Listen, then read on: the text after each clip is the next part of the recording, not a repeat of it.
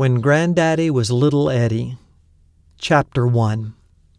Ambushed by Goats.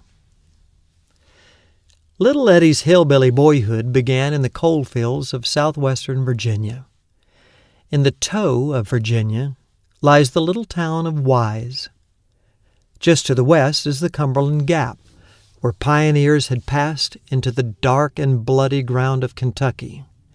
To the north is the Tug Fork of the Big Sandy River, the passionate battlefield of the Hatfields and McCoys. This was Carter family country, where the sounds of banjo and mandolin would set feet tapping to old-time music. In 1960, Eddie's father had been run off from his pastorate in southern Alabama for his views on civil rights. As he settled his family into the parsonage at Wise, he had little idea he would again run into deep prejudice, this time against the poor. In time, his ministry would lead him to Boone County, West Virginia, a hard place to live, but a place our family learned to love and call home. Little 4-year-old Eddie and his younger brothers, Scotty and Jimmy, were blissfully ignorant of the heartache of the grown-up world. They watched their dad untie the doghouse from the top of their old Ford. He had had to tie the doghouse on the roof because the rest of the car was filled with the family belongings. He took the doghouse down and removed the board from over the door. Lady, their black and white rat terrier, raced around the grass of her new home, followed by 4 puppies that had enjoyed an air-conditioned ride all the way from Alabama to Virginia. Little Eddie wanted to see the mountains. The idea of vertical dirt fascinated him. He was thinking how fun it would be to get a shovel and start digging into the side of a mountain. In no time, you could make a little cave. Why, if you kept digging, you could make a whole house.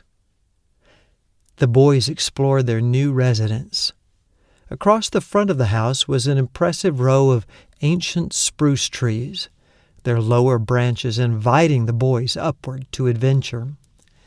In the back was a large screened porch where the occasional sparrow got trapped. Forsythia bushes bloomed profusely, attracting thirsty honeybees.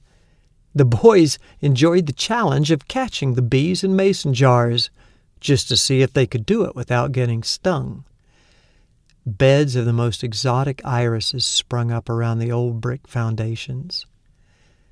Inside the old house, the boys wandered through the big living room, stopping to admire the brick fireplace. They poked their heads into their parents' bedroom.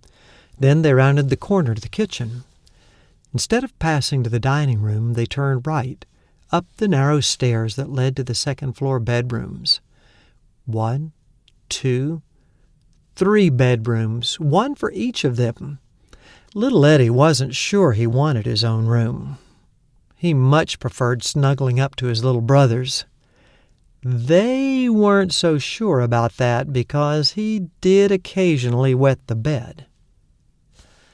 When it was time for little Eddie to go to school, he didn't go to kindergarten. In fact, during first grade, he only attended half days because there were too many kids and not enough teachers. The old elementary building had high windows and dark wooden floors the janitor cleaned with green sweeping compound. The bathrooms were in the basement, and the bad little boys would stand at the ends of the long urinal trough, competing to see who could pee all the way across to the other side. Little Eddie's first-grade teacher was an ancient lady named Miss Cherry. She had snowy white hair and always smelled a little bit like sauerkraut. She'd taught generations of first-graders, and she ran a tight ship. As a reward, she promised to give each child a sucker on the day they could count to 100. Little Eddie worked hard and was so proud the day he finally got his sucker. It was so much fun, he asked his mom to buy some suckers, and at home he pretended to be the teacher and Scotty and Jimmy were his students. He drilled and drilled them until one day he proudly presented them with their own suckers. Later on in life, he took all the credit for their subsequent academic success. Eddie's school was a long way from their house, almost a mile along a dirt road that wound through the country. Now, it might seem strange today, but in those days, kids walked to school, even little 6-year-olds, even if it was a mile away, even if it was snowing, even if a herd of goats was wandering along the road.